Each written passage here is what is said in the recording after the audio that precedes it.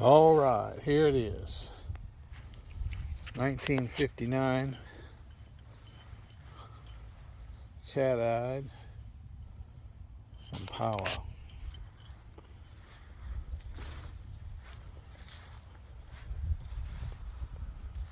And she is a mess. Needs everything. But you know what? They don't produce these anymore. But they can be built back.